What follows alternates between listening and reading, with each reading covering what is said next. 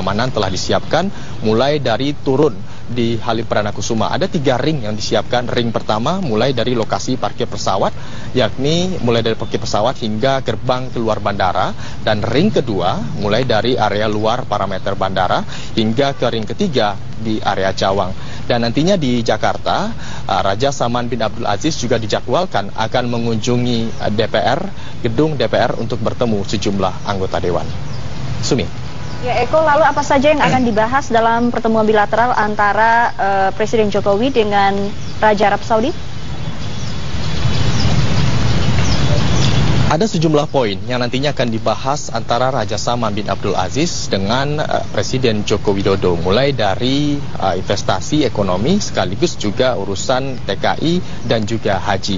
Di bidang investasi, ini merupakan juga pembahasan tindak lanjut dari kunjungan Presiden Joko Widodo pada September 2015 lalu, di mana pembahas mengenai investasi kilang minyak Aramco, yang mana Arab Saudi menginvestasikan dana sebesar 6 juta US dollar di Cilacap, Jawa Tengah. Dan sekaligus juga dalam pembahasan kuota haji dan juga tenaga kerja Indonesia, nantinya juga dibahas mengenai bagaimana tindak lanjut. Kita tahu jika memang Indonesia merupakan negara dengan penduduk muslim terbanyak, dan kuota haji Indonesia pada tahun ini saja baru saja ditambah sebesar 10.000 jemaah. Dan ini merupakan salah satu langkah maju dikarenakan bisa mengurangi daftar tunggu untuk masyarakat Indonesia yang ingin berhaji. Dan pembahasan ini nanti juga akan dibahas dalam pertemuan ini. Selain juga ada poin-poin lainnya, mulai dari pertukaran tenaga ahli, sekaligus juga promosi Islam moderat dan juga pertukaran ulama, kemudian juga peningkatan frekuensi penerbangan dan juga kerjasama kesehatan, sekaligus juga kerjasama seni dan juga budaya, sekaligus juga investasi lainnya yang bernilai kurang lebih 1 miliar US dollar. Dan kunjungan ini bisa dikatakan sebagai kunjungan yang bersejarah. Setelah 47 tahun Raja Arab Saudi tidak mengunjungi Indonesia, terakhir pada tahun 1970, baru tahun ini pada pemerintahan Jokowi JK, Raja Arab Saudi kembali mengunjungi Indonesia. Dan tidak tanggung-tanggung 1.500 delegasi kurang lebih, diantaranya terdapat 10 menteri dan juga 25 pangeran diboyong ke Indonesia untuk melakukan kunjungan kenegaraan ini. Dan kita melihat bagaimana kunjungan kerjasama antara dua negara, dan 2 tahun terakhir kurang lebih ada antara hubungan Indonesia dan juga Arab Saudi mengalami peningkatan kerjasama ekonomi, sekaligus juga dengan diversifikasi kerjasama. Dan tidak hanya urusan haji saja, ini juga terlihat dari urusan ekonomi, perdagangan, dan juga investasi energi dan juga instruksi.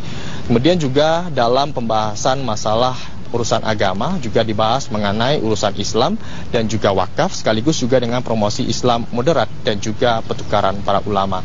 Kita lihat saja bagaimana hasil kunjungan dari Raja Salman bin Abdul Aziz ke Indonesia ini tidak hanya melulu urusan haji atau TKI, tapi juga melihat Indonesia sebagai daerah investasi dan juga urusan ekonomi dan juga bisa disegani di Asia Tenggara.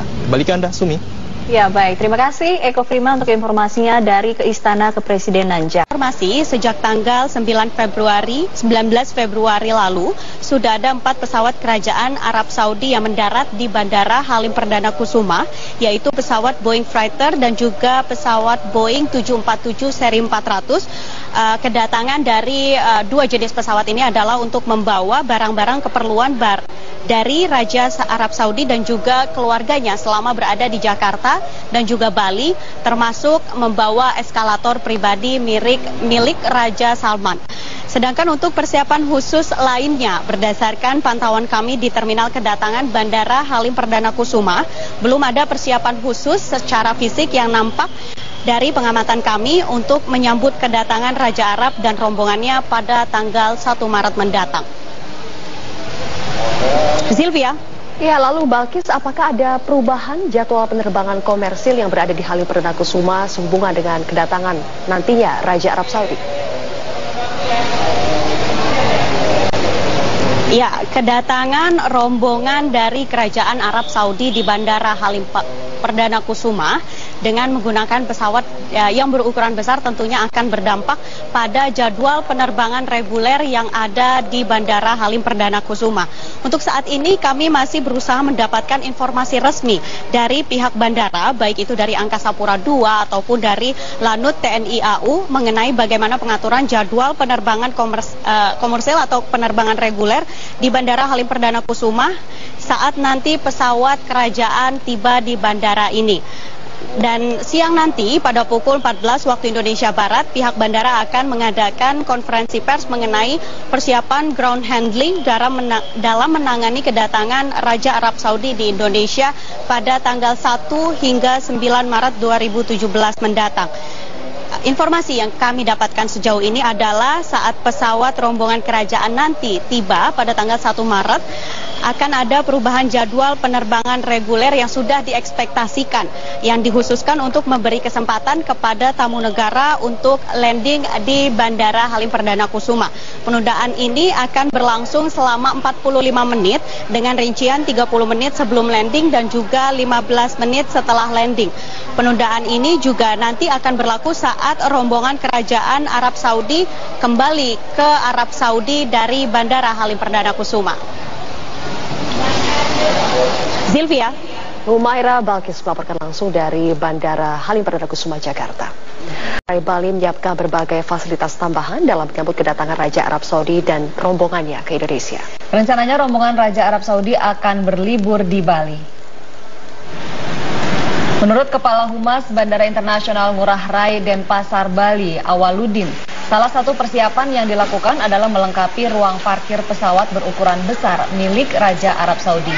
Selain itu, Bandara Ngurah Rai juga akan ditutup sementara selama 45 menit sebelum kedatangan rombongan Raja Arab. Menurut Awaludin, rombongan Raja Arab yang akan datang ke Bali untuk berwisata sebanyak 800 orang. Mereka akan berada di Bali mulai tanggal 4 hingga 9 Maret mendatang.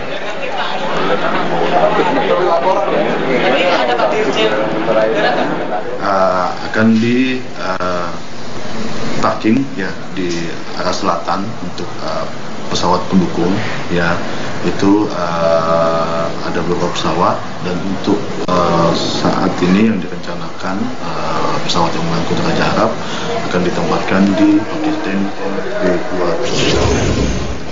Presiden mewanti-wanti Kementerian Perdagangan untuk memantau jalur perdagangan pangan agar tidak ada lagi permainan harga yang bisa memicu inflasi. Presiden Joko Widodo khawatir realisasi laju inflasi tahun ini akan lebih besar dibandingkan tahun lalu. Pemerintah menargetkan inflasi tahun ini berada di kisaran 3 hingga 3,5%. Sementara tahun lalu laju inflasi berhasil ditekan 3,02%. Presiden ingin agar inflasi terus turun.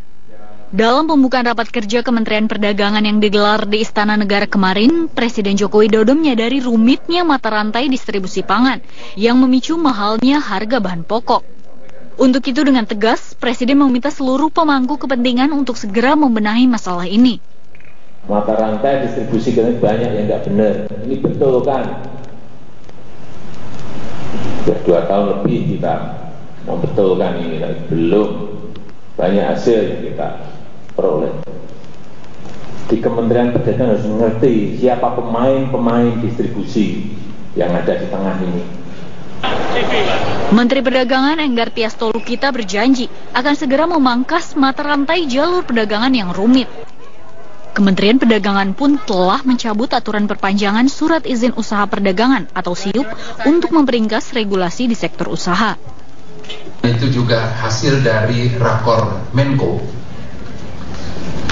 yaitu kami sudah mencabut Kementerian Perdagangan atau sudah menyatakan yang pertama adalah SIUP tidak perlu daftar ulang.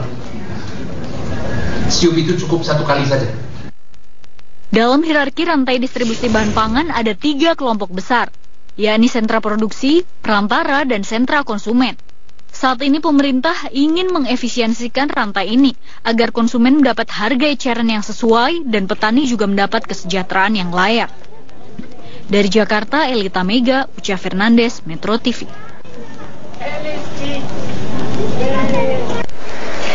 Pemirsa, untuk membahas lebih lanjut mengenai Pangan yang juga belum memuaskan Presiden Joko Widodo telah hadir bersama kami, Pak Haryadi Sukamdhani, Ketua Apindo. Pak Haryadi, terima kasih sudah hadir di Metro TV. Pak, kita ketahui bahwa Mendak menyatakan bahwa tidak mudah begitu memangkas panjangnya rantai distribusi pangan. Nah, sebagai pelaku usaha, sebetulnya kesulitan utamanya apa dalam memangkas? Ya, sebetulnya yang harus dipahami dulu adalah mekanisme di produksinya, lalu juga mekanismenya di pasarnya. Nah, di tengah-tengah itu memang ada mata rantai yang menghubungkan antara dari produksi menuju pasar, Mbak. Nah, yang kita sampai saat ini dan juga sudah selalu pemerintah juga berusaha adalah tidak pernah kita itu mendapatkan data yang tepat dari sektor produksi itu seperti apa. Ya.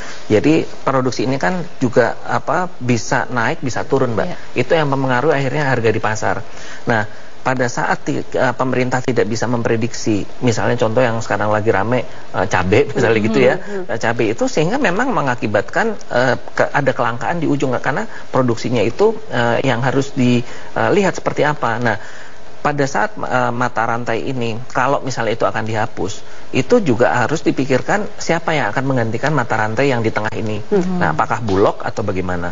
Nah, memang di pertanian ini sebetulnya tidak ada kata tidak mungkin ya, semua atau mungkin, apalagi sekarang dengan teknologi dan sebagainya. Tapi memang harus ada yang mengatur di pasca produksi ini bagaimana, peran siapa. Jadi kalau sekarang kan sudah sangat berkembang e-commerce ya, semua bisa dilihat secara real time antara penawaran dan permintaan dan menghubungkan langsung antara produsen dengan pasar. Nah, ini juga menjadi salah satu solusi sebetulnya. Tapi yang menjadi masalah adalah petani ini kan juga di sektor produksi juga harus dikoordinir. Siapa yang akan, kan nggak mungkin petani perlahan dia sekian lahannya milik mereka berhubungan langsung dengan konsumen, kan itu juga perlu ada koordinasi. Jadi ini yang menurut saya memang harus dilihat ke sananya. Kalau akar masalah sesungguhnya itu apa, Pak Haryadi? Presiden mengatakan bahwa mata rantai distribusi pangan itu banyak yang tidak benar. Nah, apa yang paling tidak benar di sini? Kalau menurut pandangan saya, Mbak, ya, itu kembali lagi. Jadi infrastruktur kita untuk menghubungkan antara si petani dengan konsumen itu yang secara puluhan tahun atau ratusan tahun udah terjadi dengan pola yang seperti ini. Misalnya ada tengkulak misalnya. Ya, tengkulak ini memang mereka itu yang menjadi penyangga kan. Kalau saat si petani itu berlebihan panennya, itu yang menampung dia, atau yang akan memberikan modal kerja bagi petani saat melakukan musim tanam mereka juga. Nah, ini kan yang harus dirapikan. Jadi menurut pandangan kami, titik-titik yang membuat biaya itu produksi menjadi lebih tinggi ini yang memang harus bisa sistematisir, harus dilihat kembali, karena apapun itu ada peran daripada perantara yang ada di sana. Jadi kuncinya ada di middleman di middleman-nya ini bagaimana tenggulakin. Terus terang memang tenggulakin bikin kita pusing juga, kita sebagai pelaku usaha ya, karena mereka misalnya satu contoh, mereka nggak mau dikenain PPN misalnya gitu kan. Nah, ini padahal ini kan mata rantai itu ya harusnya mereka mengambil PPN itu enggak. Nah, ini kembali lagi, tapi apapun yang kita lakukan itu harus diperhatikan badannya atau sistem penggantinya apa kalau ini kita tidak lakukan. Tapi pada intinya itu bisa dihapuskan. Harusnya bisa, seperti kalau di industri kami, perhotelan misalnya.